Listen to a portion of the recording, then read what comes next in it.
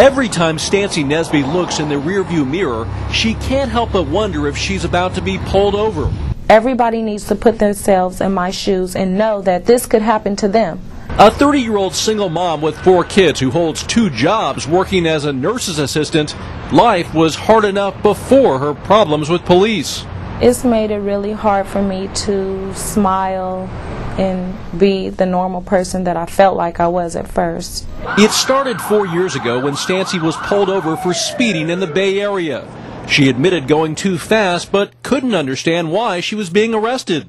I ended up going to jail that day. They didn't believe anything I was saying.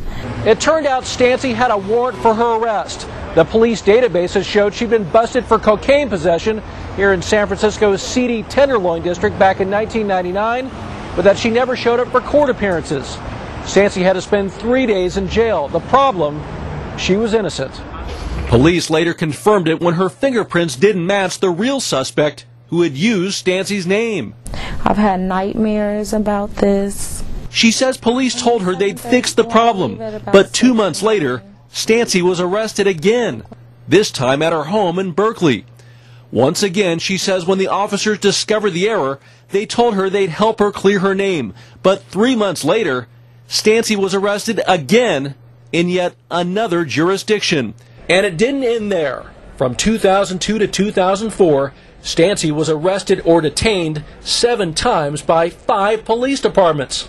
In one instance, hauled off right in front of her children.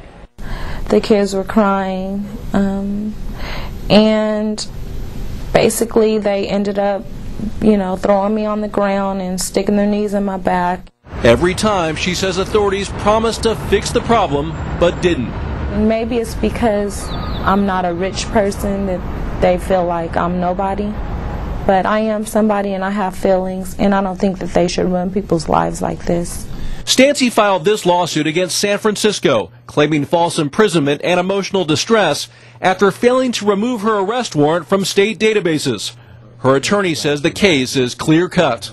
You think you've seen so many cases that you're jaded to what you're going to see, but this one still hits you at a very kind of visceral level. You just look at it, you say this is not right.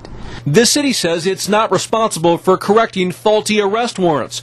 It also notes that Stancy was never arrested in San Francisco, but concedes she was wronged. This is something that I don't think you would wish on your worst enemy. You pray it doesn't happen to you. No one has taken responsibility for Stancy's ordeal. The courts ruled against her twice. Her attorney says he'll appeal to the state Supreme Court if necessary. Bureaucracies don't change because people wake up and want to make them more efficient. They generally change because they're forced to take responsibility for something that they're doing that they shouldn't be doing. I just can't believe that people that are supposed to be helping, people that are supposed to protect and serve, would actually hurt somebody who's innocent. Even though a judge dismissed her lawsuit, the court asked the DA to remove the warrant from the database, which finally cleared her name. Still, she can't help looking in the rearview mirror. Dan Simon, CNN, San Francisco.